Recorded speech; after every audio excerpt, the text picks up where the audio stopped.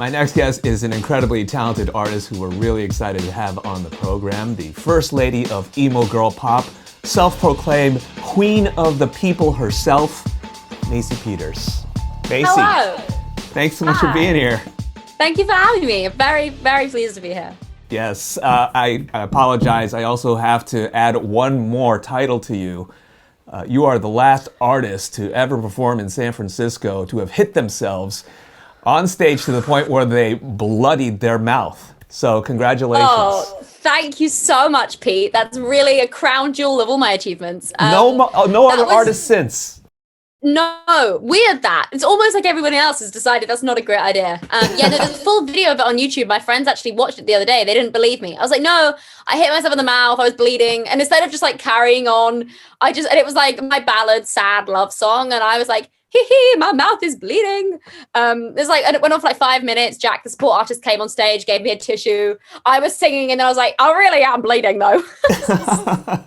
What is that so like? much. I can imagine what it's like. Like you were just having a good old time. All of a sudden, whomp, and then blood. Blood, and the issue is that obviously you're on stage, everything's very heightened, and I could just taste blood. And I kind of, I'm a shrug it off kind of gal, but also I was like, why is there blood in my mouth? And then that's when it all went a bit downhill from there. I was like trying to shrug it off and be all brave. And I was like, but I can taste blood. And it just went on for like way too long. It was a whole comedic skit, quite frankly. How have you been able to fill in the gap that is left from no live shows, those feelings that you get, that rush you get when you're on the road and on stage, and the reception that you get? I'm sure is something that is just such an amazing feeling and hard to replace.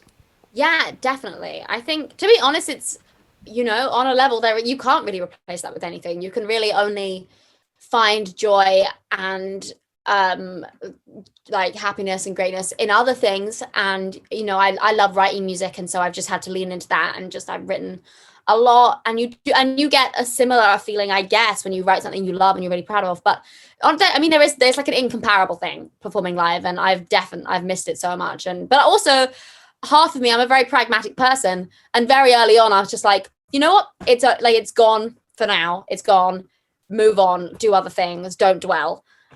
So I haven't dwelled too much, and I feel like I'm a kind of get on with it babes sort of gal. So I just got on with it, and I'm so excited though for shows to come back, which I think is like looking closer now. It's looking like more of a realistic thing. I think it will, I think the first show back, everyone's just going to cry the whole time. And I'm not really a crier, but I see that in myself. I think it will happen. I'm very excited. Your strength in songwriting is just absolutely so admirable and amazing. It's one of my favorite things about you, and that I appreciate.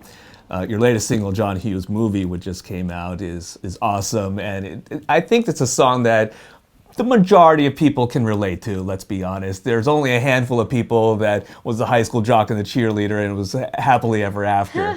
Very true. Right? But what I find interesting about the song is that the inspiration came from a party that you went to when you were 16. You said at one point that you were at this party and you obviously had those feelings, but you had some vodka Coke, you were having a blast and drinking and having a good old time. And at 16 years old, I'm like, wait a second, what 16-year-old is doing those things unsupervised for a pragmatic girl like you? Hilarious. Well, I will say, obviously I don't condone any illegal activities. But I will say I grew up in a very small town in England, not very many people, one school, one shop. And it was very much, my parents are amazing and very chill. And it was very respectable, house parties at people's parents' houses with vodka that your friend's older cousin would buy you, and you would wear. Yeah, it's such a hilarious, wonderful time to look back on. And I love Junkies because I think it really encapsulates that of that era of wearing your like party dress and your heels, but you're in like Gareth's parents' house. Like, why are you wearing heels there? And then I would trek home across the fields back to my house, midnight or 1, whenever the parents kick you out. And yeah, very dramatic. And 16, 17-year-old me was definitely having a blast. She was having a good time. Interesting. So 16-year-old Maisie wasn't this bookworm that we envisioned, scrawling poetry and lyrics in her journal? She was both. She was multifaceted. She did both. I think she was definitely the bookworm, reading her books and making her journal entries and writing her songs and doing her chemistry homework, because I was a super like goody try hard in school. I'm so afraid of authority, like I still am. I never got a detention in my life, but I was also, girls got to have some fun sometimes, and That's I maybe had some vodka cokes. That is so interesting. The throwback references in this song, obviously with the title and the video and things like that, is just, paints such a perfect picture. What I see these days, and I think a lot of artists have also noted with the sonics of it, is this sense of nostalgia that has been recent, I guess. And people are pulling from YouTube videos and, whatever they're listening to, they're sharing with their friends and things like that. Where do you think this comes from? Because I think this is not only just like this, I don't know, for lack of a better phrase, false nostalgia, but also cultural nostalgia, trying to make these references to something that you really didn't experience, but yet you have this connection to. Interesting. I think there's a lot to say about that. I think especially right now, with the fact we've all essentially been inside for a year, and been unable to make new memories. I think especially right now, more than ever, there's this desire and this longing to go back to a time that feels it's real enough to us that we remember it, some of us, or we can see bits of today in it. But it's also, I think it's just escapism, and it's just, romanticizing the best bits of that era, because, realistically, do any of us want to go back to the 80s? Probably not. If you weighed up all the other parts of it. But there's something, I think, especially right now, irresistible about the sort of, romanticized, nostalgic trespass back into the past that I definitely feel, even musically, I think it's comforting, and it feels like new ground because of it's not currently in motion, but it also feels like old ground, so it's sort of a wonderful combination of both. But I think there's a lot, nostalgia is a funny thing. I think human beings. You're working on your debut album. We said off camera that you're in a studio right now, this luxurious studio that the record label hooked you up with so that you could sit on the floor for this interview. Yeah, no, it's there's a bike over there. I'm essentially in a glorified cupboard, but that's okay. We roll with it. And your debut is something that you only get to do once. I'm curious, how is this going to be different than the two EPs that you've already put out? Or are the two EPs just kind of these experimental things, and this debut is really what you've been working towards? Interesting. I think the EPs I'm still super proud of them, and but they are exactly what they are. They were very experimental, not in terms of musically maybe, but I didn't know the first EP I made, I had no idea how to make an EP. The second EP I made slightly more of an idea, but it was really okay, I want to put out some more music. Here's some songs I've written together. There you go. And I think this album is really, I've thought about it a lot. It's my first album, and I feel like I've been really leading up to this moment all my life. And yeah, I think I've taken everything I've learned and everything, both musically and sort of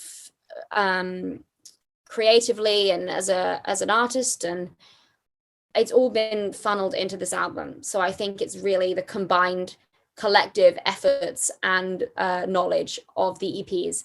But the EPs are great, and I don't think, you don't hold me to this, it might change, but I don't think any of the songs on those EPs will be on the album, because it makes no sense to me. It's like those were bodies of work, and they are exactly as they should be, and they are their own tiny universes, and I very much believe that. And this album is just a slightly bigger, more thought out version of that, really. What's the target date? What can you share in terms of a title, working titles? How about this, scrapped album titles? Oh, that's a great question.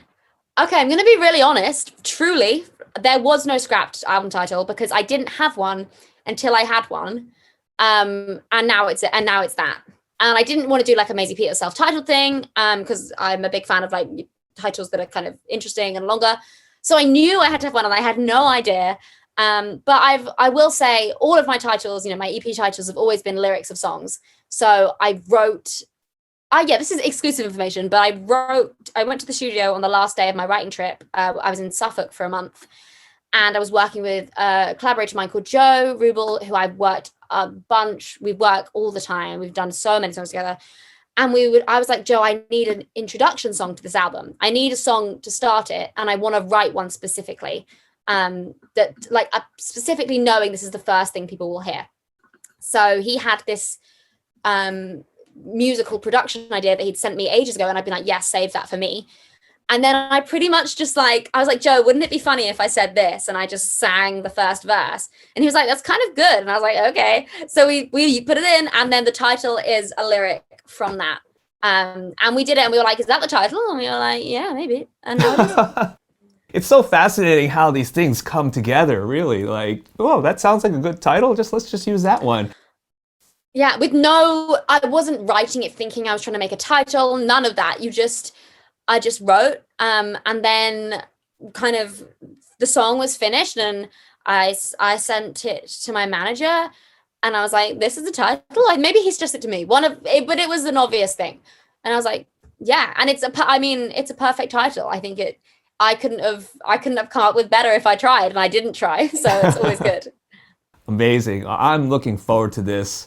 I know that everyone in San Francisco cannot wait to see you live. We will all be prepared with first aid kits, yes, paper amazing. towels, all the bandages, a nurse will be on call, a doctor on standby, one who's trained to work on the mouth with all the right materials. That's the moneymaker after all. A little sponge or something would be great. Exactly.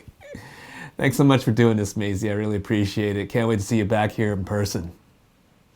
I would love to come back in person. Thank you. This has been great. You asked such great questions.